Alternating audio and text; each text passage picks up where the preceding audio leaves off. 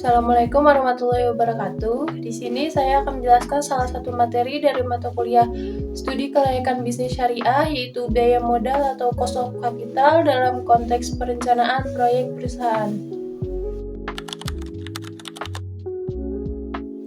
Dalam sebuah perusahaan, setiap keputusan investasi atau proyek pasti membutuhkan dana. Nah, dana itu bisa berasal dari berbagai sumber, yaitu modal sendiri dan juga dari pihak luar. Nah, biaya modal atau cost of capital itu sendiri adalah biaya yang harus ditanggung perusahaan untuk mendapatkan dana tersebut. Nah, konsep ini penting karena menjadi tolak ukur apakah sebuah proyek yang direncanakan suatu perusahaan itu layak dijalankan atau enggak. Kalau misalkan tingkat keuntungan proyek lebih besar dari cost of capital, berarti proyek tersebut layak untuk dijalankan.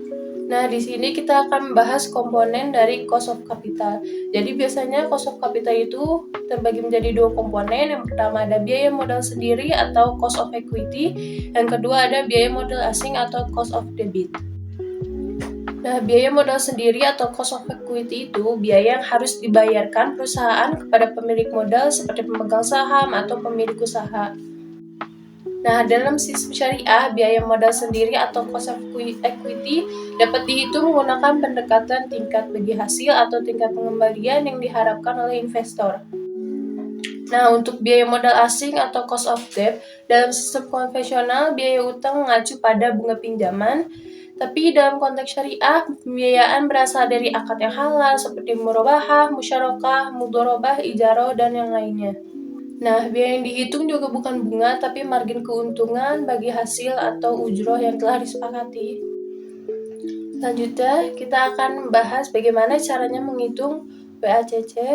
Nah, untuk mengetahui biaya modal keseluruhan, perusahaan biasanya menggunakan WACC. Nah, WACC ini biasanya menunjukkan berapa persen biaya rata-rata yang harus ditanggung perusahaan untuk setiap rupiah modal yang dikeluarkan. Nah, yang terakhir, kenapa cost of capital itu penting dalam studi kelayakan?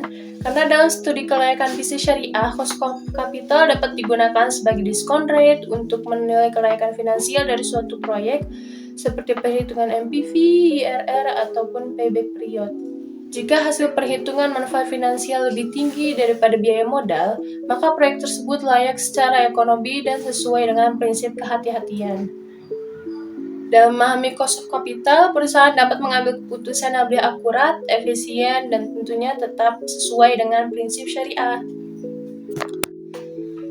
Nah, itulah penjelasan singkat dari saya mengenai salah satu materi dari studi kelayakan bisnis syariah, yakni biaya modal atau cost of capital dalam konteks perencanaan proyek perusahaan.